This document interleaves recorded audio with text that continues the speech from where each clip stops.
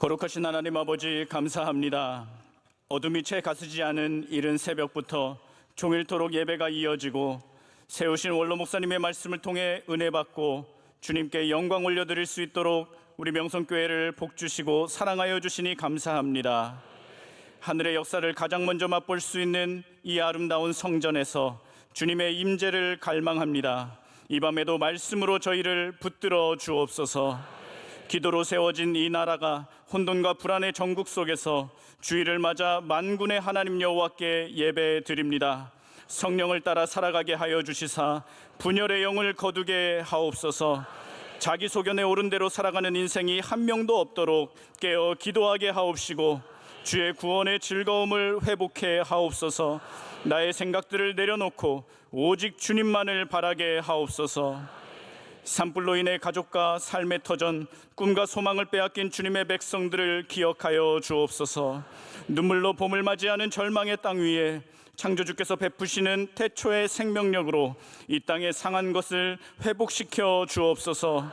마음이 감동된 모든 자와 자원하는 모든 자들이 모든 것이 부족한 중에도 마음 모아 산불 피해 복구를 위한 작은 예물을 올려드립니다.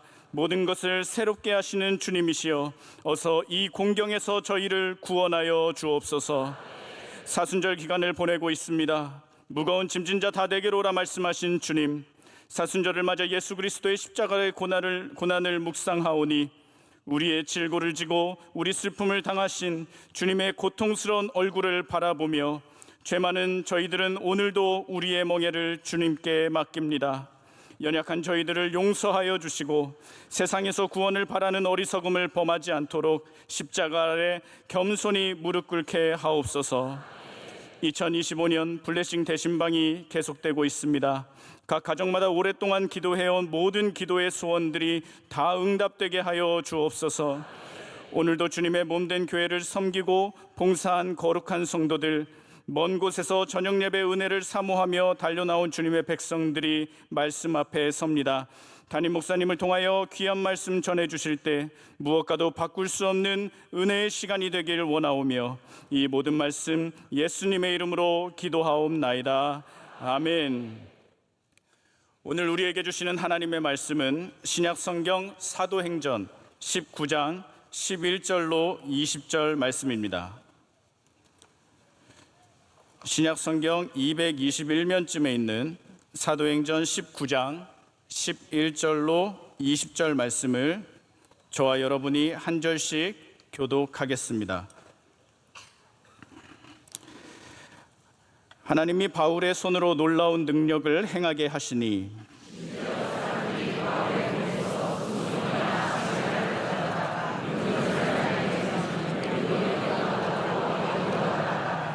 이에 돌아다니며 마술하는 어떤 유대인들이 시험 삼아 악기 들린 자들에게 주 예수의 이름을 불러 말하되 내가 바울이 전파하는 예수를 의지하여 너희에게 명하노라 하더라.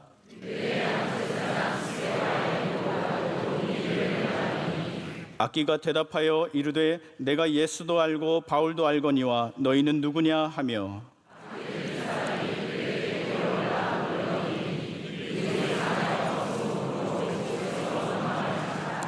에베소에 사는 유대인과 헬라인들이 다 이 일을 알고 두려워하며 주 예수의 이름을 높이고 또 마술을 행하던 많은 사람이 그 책을 모아 가지고 와서 모든 사람 앞에서 불사르니 그 책값을 계산한즉 은 5만이나 되더라. 이와 같이 주의 말씀이 힘이 있어 흥왕하여 세력을 얻으니라. 아멘. 이제 말씀으로 은혜 받는 시간입니다. 담임 목사님께서 에베소서 외전 세 번째 주의 말씀이 악한 영을 물리칩니다. 제아의 말씀 선포하실 때 큰 은혜의 시간이 될 줄 믿습니다. 에베소서를 읽는 것과 에베소에서 있었던 사건을 읽는 것은 굉장히 별개의 일입니다. 그래서 오늘 말씀만 봐도 여러분께서 에베소서랑 아무런 상관이 없는 말씀임을 아실 겁니다. 그래서 우리가 에베소서에 대한 외전으로 사도행전 말씀에 있는 특별히 19장에 있는 바울이 에베소에서 있었던 겪었던 그런 일들을 저희가 다루고 있는데 여기 우리가 에베소서에서 여러분 뭐 어떤 기적과 이사에 대한 얘기가 있습니까? 에베소서 굉장히 짧잖아요. 여러분 굉장히 다 기억이 나실 텐데 별로 없습니다. 아니 거의 없다고 해도 과언이 아닙니다.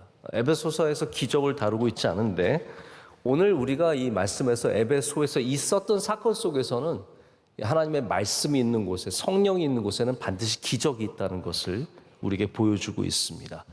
그래서 에베소가 아주 풍성한 하나님의 경륜과 하나님의 지혜와 교회를 통하신 하나님의 놀라운 역사, 예수 그리스도를 중심으로 된 우리 신앙에 대해서 아주 치밀하게 다루고 있지만 또 에베소에서 있었던 사건들은 이렇게 성령의 역사가 뜨겁게 일어나고 할렐루야 그 가운데 병이 낫고 귀신이 떠나가는 이런 강력한 역사가 나타나는 것을 우리에게 보여줍니다. 여러분 성령이 있는 곳에는 다이내믹함이 있습니다. 그래서 성령이 인도하시는 교회는 우리의 계획과 우리의 뜻대로 1년 계획 딱 세우고 그거 그대로 쫓아가는 게 다가 아닙니다. 물론 그것도 굉장히 장점이 있을 수 있지만 우리는 항상 성령 앞에서 우리의 길을 바꿀 수 있는 자세를, 겸손한 자세를 가져야 하고 우리는 항상 성령께서 인도하시는 그 문으로 들어갈 수 있는 열려있는 마음을 가져야 합니다. 그것이 에베소에서 보여주시는 하나님의 놀라운 역사입니다. 특별히 오늘 말씀에는 아주 신비한 일, 다른 곳에서 찾지 못하는 일이 일어납니다. 그건 뭐냐면 바울이 썼던 손수건과 바울이 썼던 앞치마를 가져가서 병자 위에 누웠더니 병이 낫고 이런 아주 신비한 일들이 일어나게 된 거죠. 이런 놀라운 사건들을 통해서 사람들은 하나님의 역사가 얼마나 놀라우신지 자 보십시오. 이게 얼마나 귀한 말씀이냐 하면 이것을 통해서 바울이 위대해지지 않았습니다. 저는 이거 말씀의 핵심은 그거라고 생각해요. 바울이 이렇게 자기의 손수건으로 병이 낫고 그리고 앞치마로 병이 나오면 여러분 이건 바울이 위대해질 수 있는 이야기잖아요. 그런데 에베소가 겪고 있는 이 사건을 통해서 사도행전 19장에서 전혀 바울이 위대해지는 게 단 하나도 없습니다. 이 사건을 통해서 위대해지시는 분은 누구십니까? 예수 그리스도신 거예요. 그리고 예수 그리스도의 복음 그 말씀이 위대해지는 겁니다. 이게 우리가 오늘 이 말씀에서 발견해야 하는 가장 중심된 내용입니다. 주의 말씀이 있는 곳에 기적이 있습니다. 그것은 어떠한 한 개인, 아주 놀라운 지도자에 대한 이야기가 아니라 복음에 대한 이야기예요. 제가 이 말씀을 읽으면서 깨달은 게 있어요. 왜냐하면 제가 저 이스라엘 간 얘기 여러분 종종 들으셨잖아요. 몇 번 안 가봐놓고 굉장히 우려먹지 않습니까? 제가 2000년에 아니죠 2019년에 제가 총회에서 저보러 이제 설교 그만해라. 기억나세요? 네. 이제 1년 동안 설교를 제가 못했습니다. 그래서 설교를 못하면서 내가 어찌 이 1년을 보낼 수 있을까 하다가 히브리 대학교에서 그러면 교환 교수로 와서 연구 교수로 와서 좀 지내라라는 초청을 또 이렇게 여러 통로를 통해서 주셔서 제가 감사한 마음으로 가게 되었죠. 그래서 첫 3주를 먼저 갔습니다. 11월 달에 이제 제가 잘리자마자 가서 이제 이스라엘에서 3주를 보낸 거예요. 그러면서 그때 이제 제가 처음으로 예루살렘에서 보지 못했던 것들을 좀 차근차근 볼 수 있는 시간이 있었어요. 그 중에 하나가 이제 홀리 세크터라고 하는 예수님의 성묘 교회입니다. 성묘 교회는 아주 역사적으로 고증이 되어 있는 곳이에요. 그래서 거기 가면 우리가 말하는 골고다 언덕이 실제로 교회 안에 있고요. 그리고 거기에 예수님께서 누이셨던 묘가 있고 그리고 그 안으로 더 들어가면 예수님이 안장되었던 요셉의 무덤이 그것이 다 있습니다. 이 세 개가 다 거기 있는 거예요. 예수님이 누이셨던 이 큰 대리석, 우리 돌 이 색깔이랑 똑같은 돌이에요.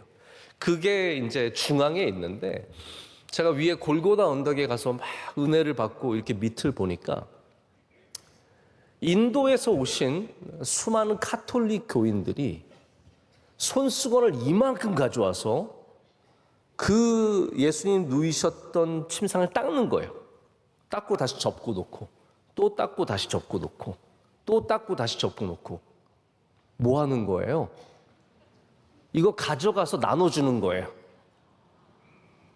가져가서 나눠주는 거고, 이거 예수님 성묘교회에서 침상을 닦았던 그 손수건으로 알려지면서 그게 이제 돌아다니면서 이게 갔다 온 거다, 이게 거기서 가져온 거다 하면서 이게 효력을 발휘하기도 하고 이거 돈 받고 팔기도 하고 그렇게 되는 거죠. 여러분, 교회가 이렇습니다. 여러분, 뭐가 진짜인지 모르면 우리는 가짜를 쫓아다니는 믿음밖에 될 수 없습니다. 예수님이 그거 하라고 손수건 통해서 병을 낫게 하신 게 아닙니다. 그거 하라고 앞치마 통해서 병을 낫게 하신 게 아닙니다. 그것을 통해서 예수 그리스도의 능력을 알라고 하신 것이지 손수건 갖다 팔라고 그렇게 하신 게 아니었다라는 거죠. 저는 근데 이 말씀이 참 흥미롭습니다. 이런 놀라운 성령의 역사가 이 복음이 가장 진지하게 다뤄졌던 두란노가 있었던 에베소에 있었다는 거예요. 자, 보십시오, 여러분. 두란노는 말씀을 공부하는 곳이에요.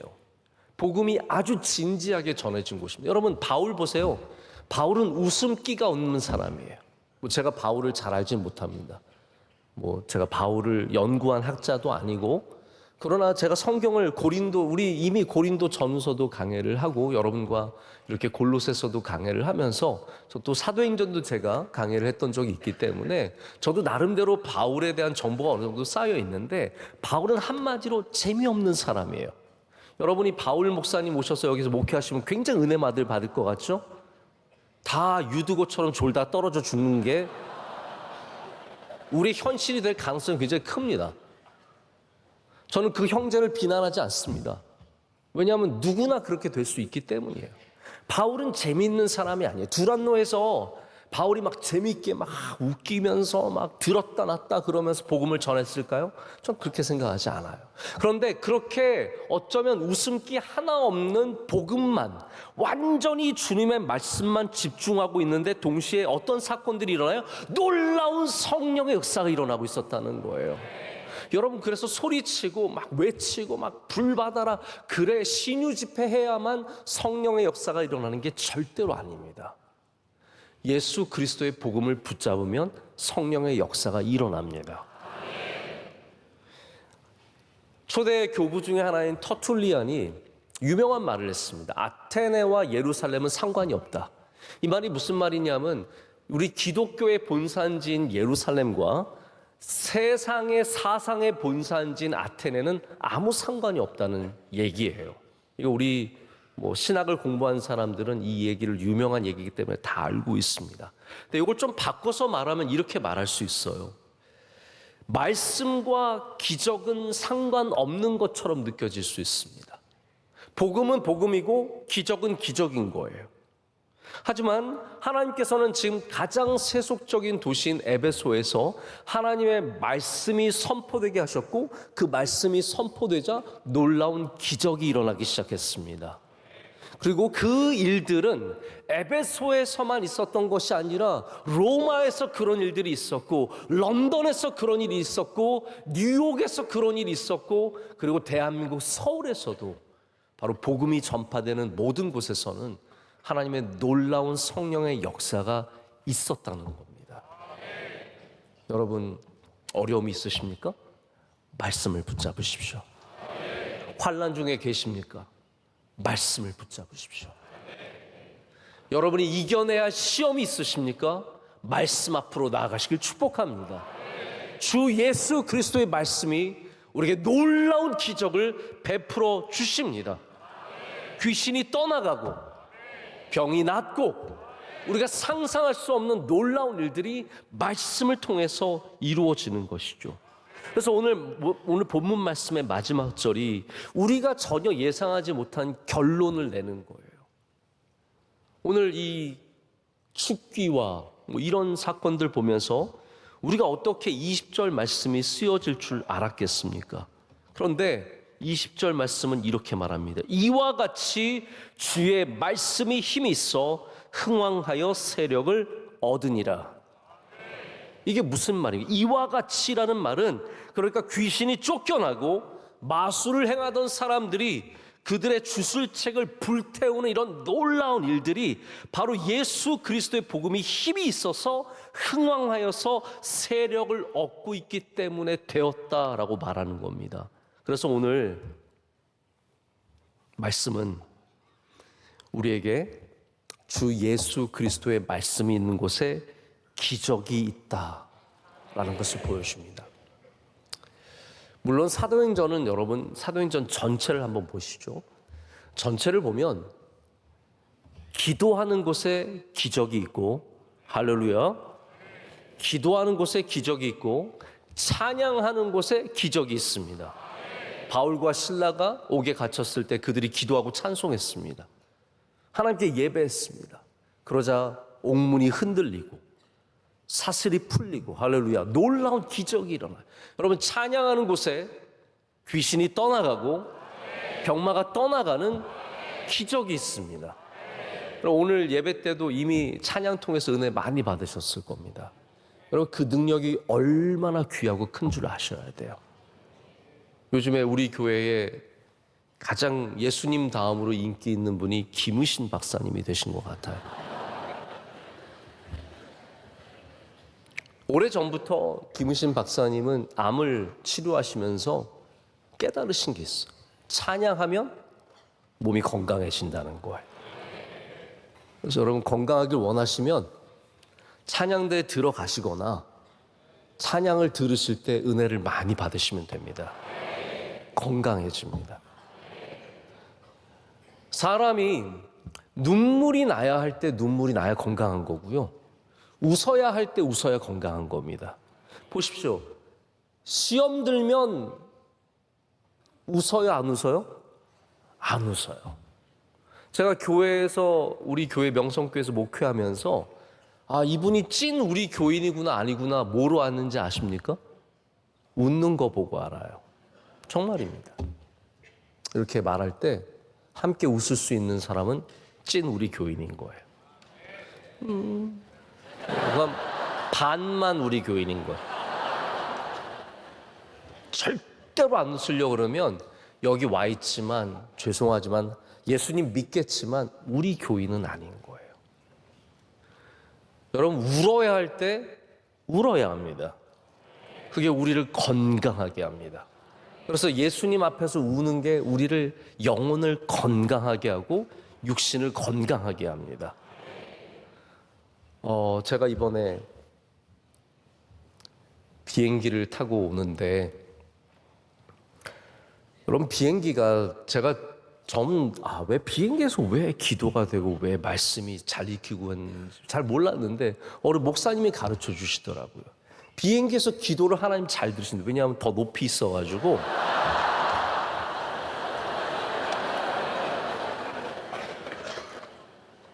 제가 그때서 깨달았어요.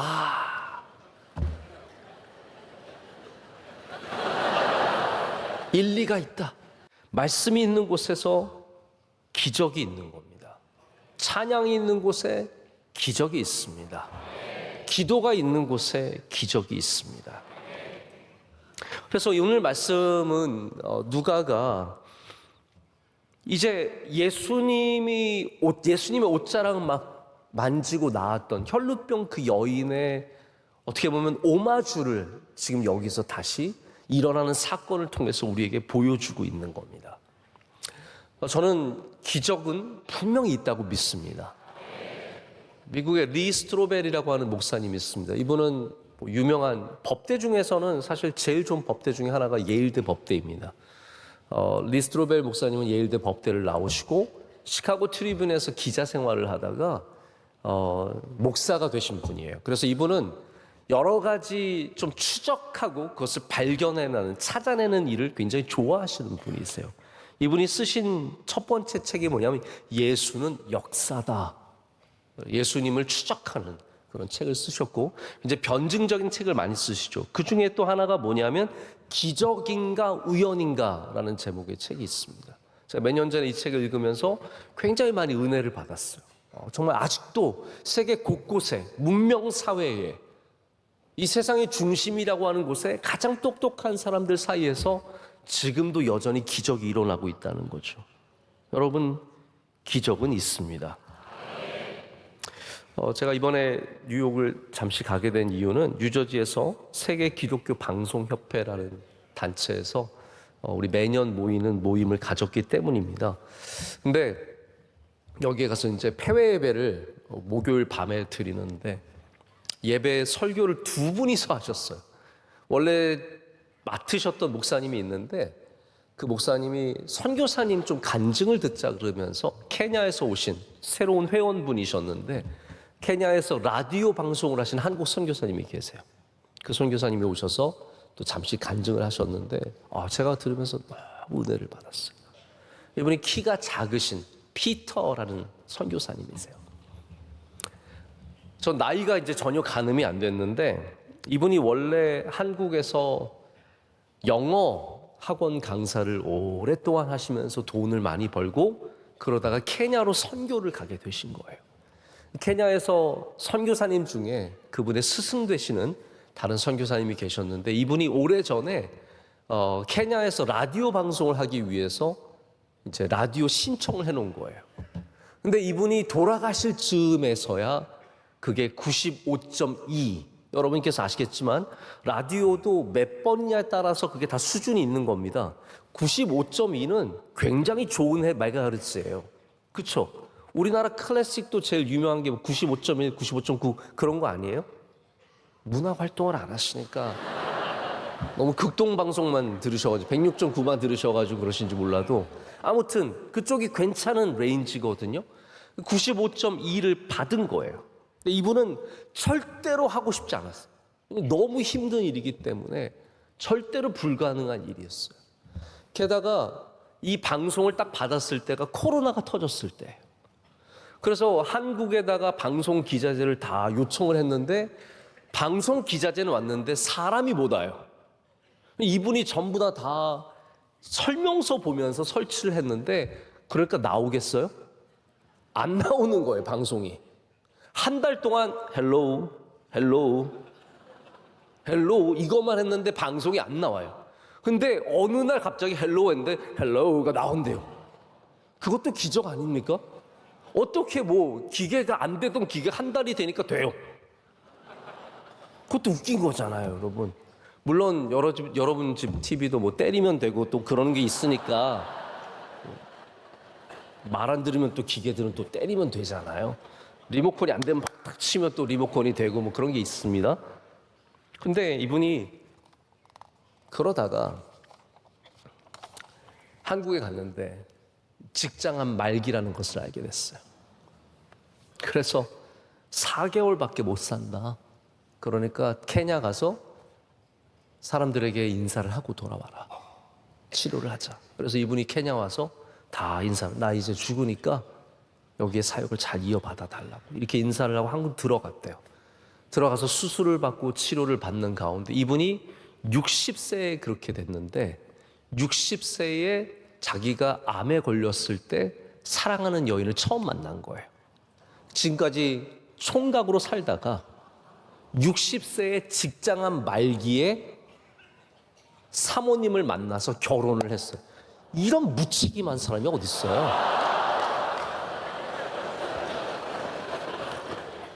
전 들으면서 은혜가 하나도 안 되더라고요. 아니, 저 무슨 생각으로 저러는 거야? 근데 하나님께서 놀랍게도 회복시켜 주신 거예요. 죽을 줄 알았는데 살아난 거예요. 그래서 이번에 저희가 이제 세계 기독교 한인 방송 어느 나라에서 하와이에서 괌에서 케냐에서 태국에서 모든 기독교 방송하시는 한국 분들은 다 오신 건데 이분이 그 앞에 서서 이제 처음으로 이제 오신 거예요. 그래서 케냐에서 극동 방송 시스템으로 이 후원회를 만들어서 기업을 크게 하시는 케냐 부부 두 분이랑 같이 오셔가지고 간증을 하시고 인사를 하시고 하는데 제가 참 많이 은혜를 받았어요. 이렇게 아직도 사역하시는 분들이 계시는구나. 이렇게 복음 전하고 하나님 전하기 위해서 목숨을 걸고 사는 분들이 계시구나. 그리고 하나님께서 그 사람을 살려주시는구나.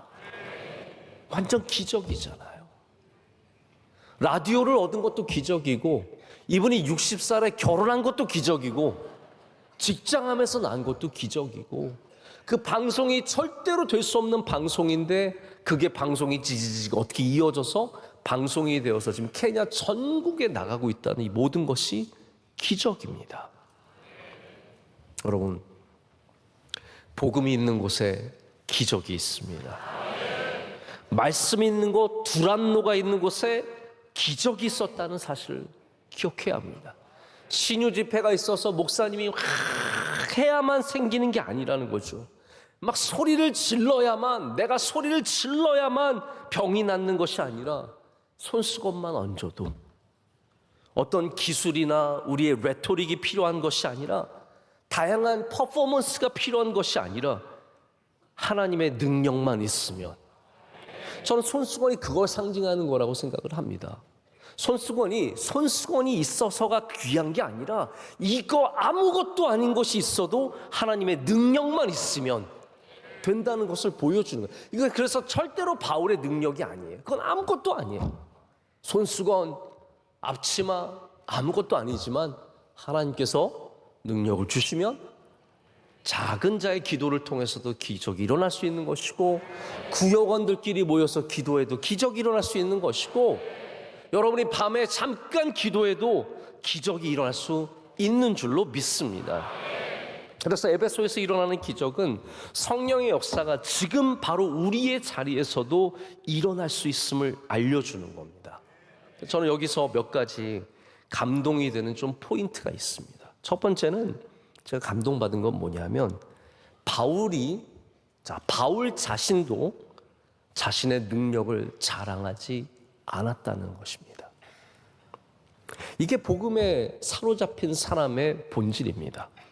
복음을 사랑하는 사람들은 복음만 드러나기를 원합니다. 그러나 복음을 통해서 내가 드러나길 원하는 사람들은 결국은 자기를 드러내는 일을 하게 되죠.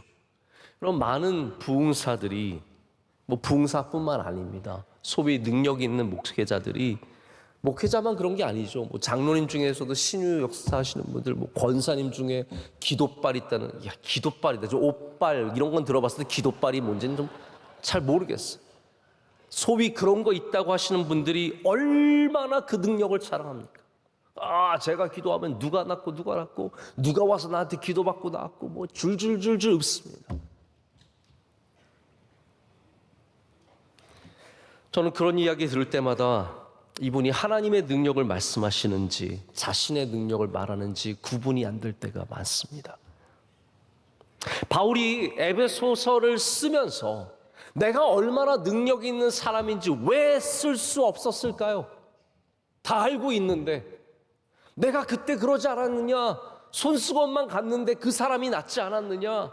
내 앞치마, 냄새나는 앞치마를 가져갔는데 그 가정이 복을 받지 않았느냐? 충분히 자랑할 수 있겠지만 에베소 어떠한 사건도 바울이 단 한 번을 언급하지 않습니다. 아니, 다른 서신서에서도 바울이 내가 누구를 낫게 하고 내가 얼마나 잘했고 이런 걸 자랑하는 법이 없습니다. 근데 제가 생각해 보니까 왜 바울이 자랑하지 않았을까?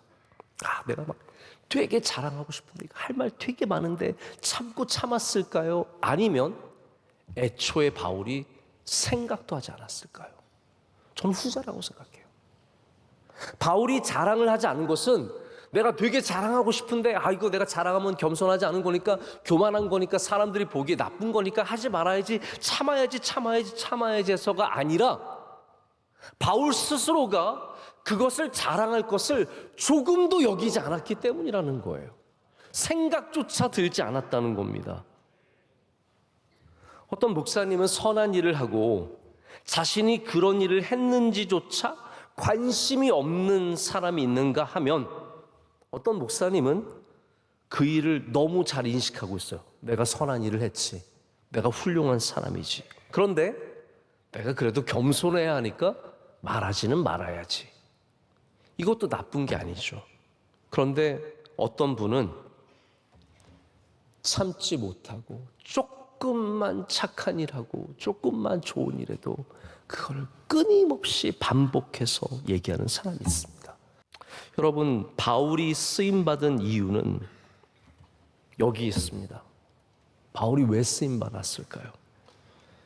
나를 통해서 일하시는 그리스도의 능력을 자신의 것으로 자랑하지 않았기 때문입니다.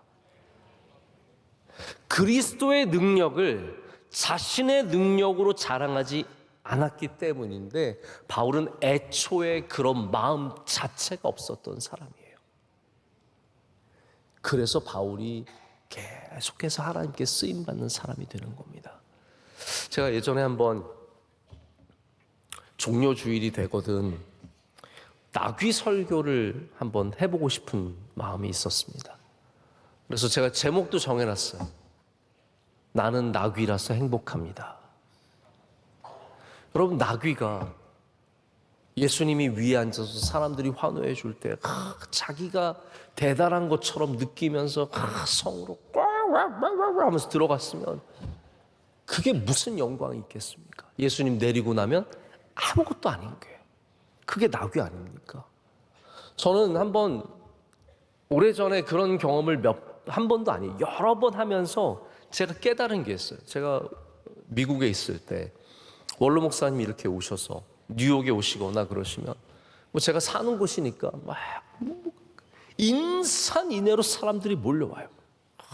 목사님 하면서 막 몰려와가지고 다들 목사님한테 얼마나 또 잘하는지 몰라요.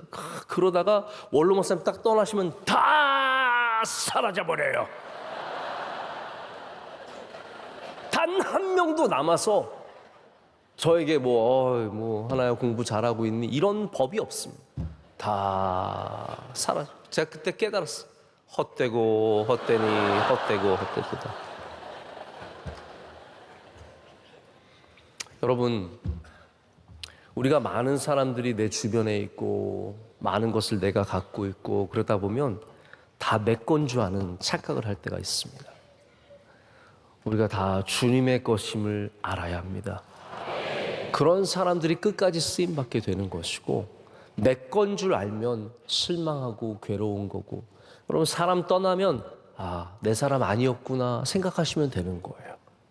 사람에게 배반당하면 내 사람이 아니었구나 그냥 이렇게 털어버리시면 되는 겁니다.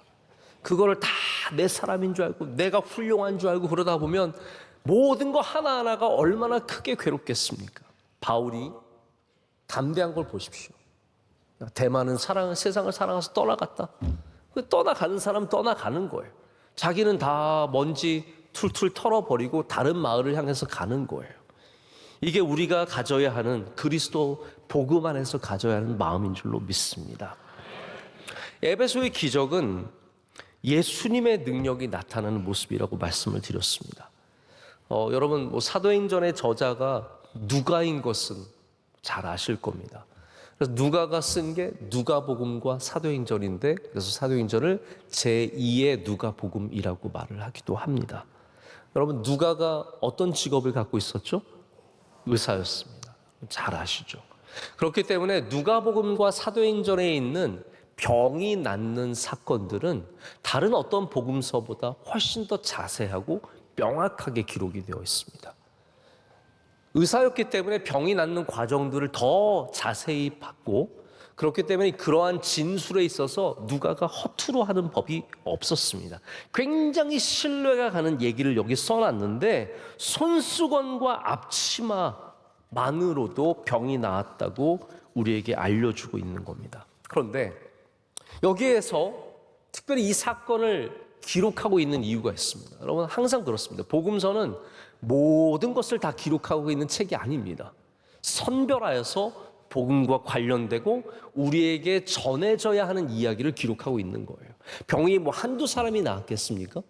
별의별 방법으로 나았겠지만 누가가 많은 일들을 보면서 여기에 주목하게 된 겁니다. 왜냐하면 예수님께서 길을 가실 때 한 여인이 다가와서 옷자락을 만졌던 그 사건이 있었기 때문에 그렇게 손수건을 통해서라도 이렇게 앞치마를 통해서라도 병이 나을 수 있다는 것을 누가는 우리에게 보여주기를 원했다는 겁니다.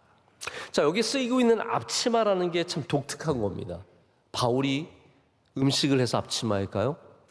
여러분께서 예상하다시피 바울은 텐트를 만드는 사람 아니었습니까? 그리고 브리스길라와 아굴라가 에베소에 왔던 것을 여러분 기억하시지 않습니까?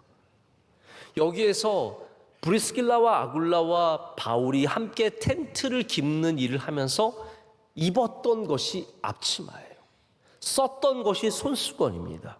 이렇게 제의적인 도구가 아니라 제사를 드리고 아주 거룩한 도구들이 아니라 이게 신비한 거죠. 예수님께서도 가실 때 어떠한 신비한 도구를 통해서 병이 나은 것이 아니라 예수님의 옷자락을 만졌는데 병이 나았잖아요. 여기도 마찬가지입니다. 이게 독특한 행위를 통해서 주문을 외워서 그래서 만든 손수건이 아니라 일하는 데 썼던 손수건, 일하는 데 입었던 앞치마만으로도, 삶의 도구만으로도 성령의 역사가 일어날 수 있다는 거예요. 우리는 늘 성과 속을 구별합니다. 이거는 거룩한 옷이고 이거는 세속적인 옷이고. 아닙니다. 성경을 보면은 예수님이 입었던 옷, 그것을 통해서도 병이 나은 것처럼, 바울이 일했던 앞치마를 통해서도 병이 낫는 것처럼 어떠한 도구를 통해서도 그리스도의 능력이 나타날 수 있다는 말입니다. 더 분명한 것은 이것이 바울의 능력이 아니라 그리스도의 능력입니다. 바울의 손수건이 아니었더라고 해도, 다른 누군가의 손수건이었다고 해도 주님은 여전히 능력을 행하실 수 있다는 말입니다. 제가 어떤 목회자이면서 신학자인 분이 이걸 좀 이념적으로 해석하는 걸 보고 제가 좀 약간 속상했습니다. 이분은 말씀하시기를 손수건과 앞치마가 텐트를 만드는 데 쓰인 도구였기 때문에 두란노가 우리가 생각하는 말씀을 공부하는 곳이 아니라 공방이었을 것이다. 여기는 일하는 장소다. 땀과 막 이런 것들이 있는 장소여서 노동자들이 와서 여기서 말씀을 듣고 그리고 배웠을 것이다. 이렇게 굉장히 뭔가 점프를 하시더라고요. 근데 제가 보기에는 이건 이념적인 사상이에요. 왜냐하면 여러분, 성경은 노동자가 더 훌륭하다가 아니에요. 여러분, 복음은 모든 사람이 들어야 되는 거 아닙니까?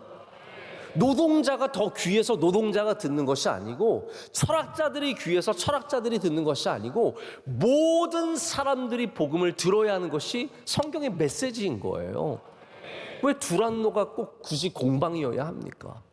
앞치마를 입었으면, 텐트를 만들었으면 노동자들에게만 복음을 전합니까? 저는 그런 얘기가 아니라고 생각합니다. 복음은 우리 모두를 향한 구원의 메시지입니다. 여러분이 노동을 하시던, 화이트 칼라로 직장에서 일을 하시던, 학생이든 주부이든 우리 모두가 복음을 통해서 주 예수 그리스도의 능력을 경험해야 할 줄로 믿습니다. 자, 이제 제가 말씀을 정리하고 맺고자 합니다.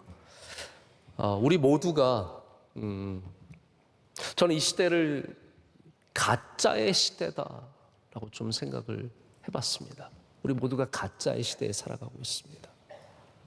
뭐가 진짜인지 모르는 시대이기 때문에 가짜의 시대입니다. 사람들은 진짜 관계가 아니라 가짜 관계에 목을 메고 삽니다. 참된 기쁨이 아니라 세상의 기쁨을 쫓아가고 참된 삶을 모르고 헛된 삶을 살아가는 시대입니다. 예수님께서 스스로를 길이요 진리요 생명이라고 말씀하셨을 때 그 진리, truth, 그 참됨을 이해하는 것이 필요한 시대가 바로 우리의 시대입니다. 가짜의 시대, 진짜는 예수 그리스도밖에 없습니다. 여기 제가 후반부에 있는 내용이 정말 재밌는 내용인데 오늘 시간이 많지 않기 때문에 이제 남은 말씀 통해서 짧게 줄여서 말씀을 드릴게요. 이 마술사들과 복음의 대결은 진짜와 가짜의 대결입니다. 에베소는 마술의 도시였대요. 주전 13년에 이제 그 역사 기록을 보면 시저 아우구스투스가 에베소에서 마술에 관한 두루마리를 2,000개를 소각시켰다는 내용이 나옵니다. 두루마리가 여러분 하나가 그때 얼마나 귀한지 아세요? 파피루스로 쓴 이 두루마리가 혹은 양의 가죽으로 만든 두루마리가 그 당시에는 귀한 겁니다. 근데 그게 마술에 관한 두루마리가 무려 2,000개 넘게 태워진 때가 이미 주전 13년이라는 거예요. 에베소는 마술에 익숙한 곳이었어요. 그래서 오늘 마지막에도 이 마술에 관한 책, 바로 그 두루마리를 또 태우는 얘기가 나오는 거예요. 이 시대, 이 에베소와 그 시대는 가짜의 시대였어요. 마술을 부리는 사람들이 그들의 믿는 신과 그들의 방식으로 가짜로 모든 걸 행하던 시대였어요. 오늘 마지막 절에 그래서 보면은 뒤쪽에 보면 두루마리를 태웠는데 그 값이 무려 5만 드라크마, 5만 개라는 말은 5만 드라크마를 말합니다. 이 어마어마한 액수의 권. 이 책 하나하나가 귀하고 비싼데 이걸 다 태워버린 겁니다. 자, 여러분, 우리나라가 지금 1년에 이러한 미신과 주술과 사탄의 역사에 쓰이는 돈이 얼마인지 아십니까? 은 5만 드라크마 정도가 아닙니다. 몇 조가, 생각해 보세요. 몇 조가 더 될 수도 있어요. 몇십 조가 될 수도 있어요. 어마어마한 돈이 그 시장에서 돌아가고 있습니다. 그럼 굿하는데 한 번 하는데 그 음식 차리는데 얼마 드는지 아세요? 아시면 안 돼요? 저도 몰라요. 알아보려다가 그런 거 아는 것도 싫어서 안 알아봤어요. 제가 느낌에는 분명히 뭐 좀 싸게 하면 몇백만 원, 그리고 비싸게 하면 몇천만 원까지 할 겁니다. 이거 잘하면 잘할수록 더 무당이 신나게 춤을 추고 박수들이 옆에서 장구를 치면서 막 수십 명의 무당꾼들이 와서 분위기를 잡고 돈을 뜯어내고 어마어마한 사건들이 벌어지겠죠. 여러분, 우리 지금 대한민국과 에베소가 다른 게 뭐가 있습니까? 우리도 똑같이 마술에 사로잡힌 시대를 살아가고 있습니다. 정치인들이 점집을 찾아가고 무속인들을 만나서 당선의 여부를 물어보고, 여러분, 에베소 아닙니까? 심각한 시대입니다. 권사님들이 점집을 찾아가고 타로점을 쉽게 보고, 우리 젊은 친구들도 그런 거 괜히 보지만 귀신 붙어요. 이런 뻥이라도 쳐야.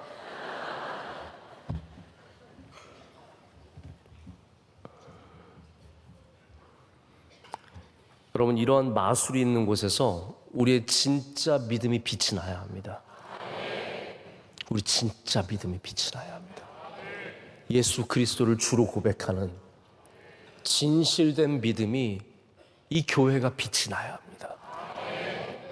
이 참혹한 시대에 우리 예수 그리스도를 제대로 믿는 바로 여기가 빛이 나야 합니다. 여기 나와 있는 내용들 보면 저는 일종의 코미디 같이 보입니다. 진짜는 손수건만 가져가도 능력이 나타나는데 가짜는 아무리 외치고 수고해도 소용이 없습니다. 제사장 스가랴의 아들 7명이 난리를 쳤지만 아무 일도 일어나지 않습니다. 여러분, 가짜는 소리를 쳐도 아무 일이 일어나지 않습니다. 그러나 손수건, 아무것도 아닌 것 같지만 진짜는 손수건만 가도 병자가 낫는 놀라운 기적이 일어난다는 것이죠. 진짜 약은 한 알만 먹어도 효과가 있지만 가짜 약은 1년을 먹어도 뭐 소용이 없는 것과 똑같습니다. 예수 그리스도를 진실되게 믿는 사람은 능력이 있습니다. 특별히 그 말씀을 분명하게 믿는 사람들은 능력을 경험합니다. 오늘 시간 여러분 모두가 진짜 그리스도인 되시길 축복합니다. 마술과 가짜가 성행하는 이 시대에 우리는 반드시 복음 위에 서서 예수 그리스도만을 우리의 구주로 영접하고 믿음의 길 걸어가기를 간절히 소망합니다. 우리 함께 찬양하고 기도하겠습니다. 나는 주를 섬기는 것에 후회가 없습니다. 우리 모르시는 분들도 함께 좀 따라하면서 부르면 좋겠습니다.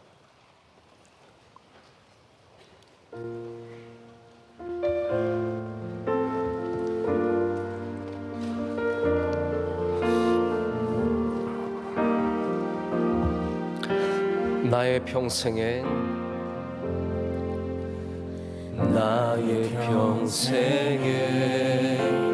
가장 복된 일은 내가 예수님을 만난 것이라. 주 나의 평생에 가장 잘한 일은 내가 예수님을 주로 섬긴 것이라. 이 세상 살 동안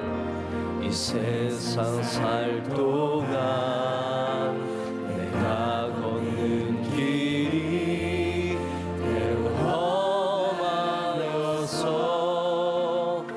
넘어질 때도 주의 강한 손이 나를 붙드시니 나는 예수님을 주로 섬기며 나는 주를 섬기는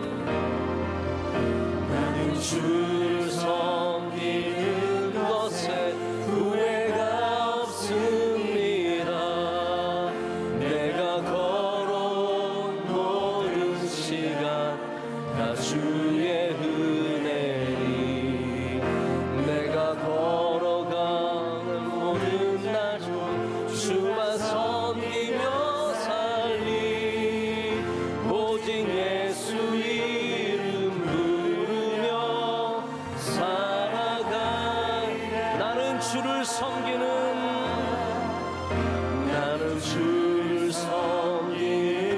것에 후회가 없습니다.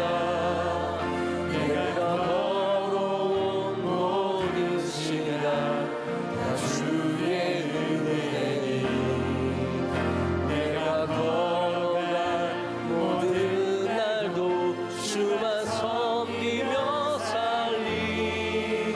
오직 예수 이름 부르며 우리 한 번 더 합니다. 나는 주를 섬기며 사는 나는 주를 섬기는 것에 후회가 없습니다. 내가 걸어온 모든 시간 다 주의 은혜니 내가 걸어간 모든 날도 주만 섬기며 살리. 오직 예수 이름 부르며 살아가리라.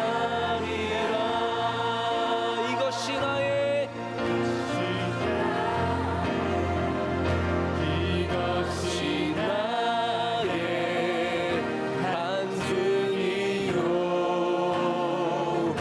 이것이 나의 찬송일세. 나 사는 동안 끊임없이 구주를 찬송. 이것이 나의 간증이요 이것이 나의 간증이요 이것이 나의 찬송일세. 나 사는 동안 끊임없이 구주를 찬송하리. 마지막으로 합니다. 나는 주를 섬기는 것에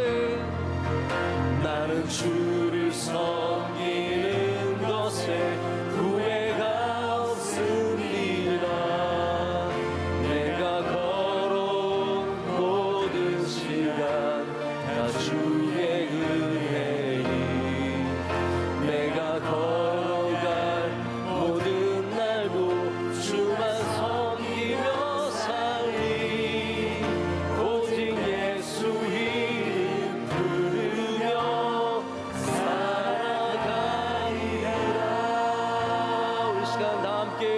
주님 앞에 두 손을 높이 들고 주님 앞에 간절히 기도하길 원합니다.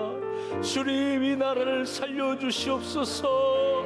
우리 교회가 이곳에서 진리에 등대되게 하여 주시오며 우리가 예수님 똑바로 믿게 하여 주시옵소서. 말씀 위에 서게 하여 주시옵소서. 기도 위에 서게 하여 주시옵소서. 찬양 위에 서게 하여 주셔서 하나님, 다시 예수 그리스도의 놀라운 복음이 이 땅 가운데 자리 잡게 하시며 놀라운 기적과 이사가 일어나게 하여 주시오며 주의 은혜의 빛이 이 땅을 비추게 하여 주시옵소서. 주여, 우리를 붙잡아 주시옵소서. 불쌍히 여겨 주시옵소서. 간절한 기도에 응답하여 주시옵소서. 우리 다같이 주여 삼창하고 기도하겠습니다. 주여, 주여, 주여. 아버지 하나님, 황폐한 땅을 용서하여 주시옵소서. 하나님 아버지, 무너진 땅을 불쌍히 여기시옵소서.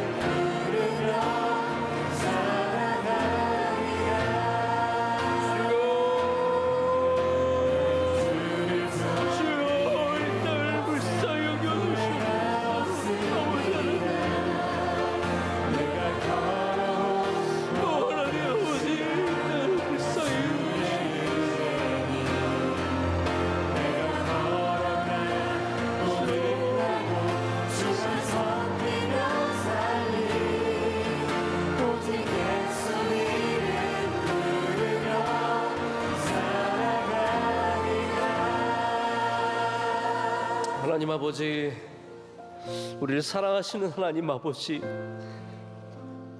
주님, 우리의 모든 교만함과 죄를 회개합니다.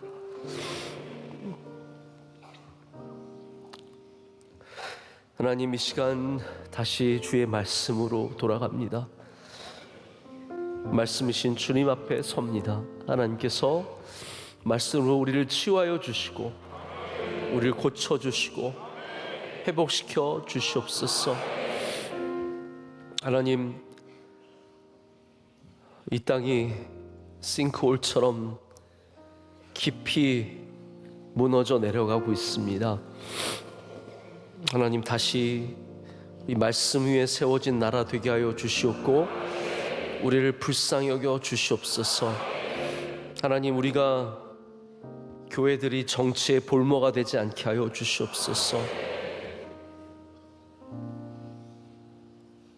하나님, 두 쪽 난 나라가 이제 다시 하나가 될 수 있도록 우리를 겸손케 하시고 우리를 고쳐주시고 새롭게 하여 주시옵소서. 반드시 잘 될 줄로 믿습니다. 우리의 패악한 모습들, 가짜 신을 쫓아가며 마술사들의 현혹된 이 시대를 용서하여 주시옵고 우리 그리스도인들이 진리신 복음 위에 다시 서게 하셔서 교회의 밝은 빛이 이 땅을 비추고 복음의 밝은 빛이 이 땅을 고치며 하나님의 은혜가 이 땅을 새롭게 하실 줄로 믿습니다. 우리들도 다시 복음으로 돌아가게 하여 주시옵고 참된 믿음으로 서게 하여 주시옵소서. 영원토록 주님 사랑하며 주님과 동행하는 주의 백성들 되게 하여 주시옵소서. 예수님의 이름으로 기도드립니다. 아멘. 이제는 우리 주 예수 그리스도의 크신 은혜와 하나님 아버지의 영원하신 사랑과 성령님의 함께하심과 임재하심이 주의 은혜 가운데 예배를 드리고 삶으로 나가는 주의 모든 사랑하시는 믿음의 일꾼들 가운데 이제로부터 영원토록 함께하시기를 간절히 축원하옵나이다. 아멘.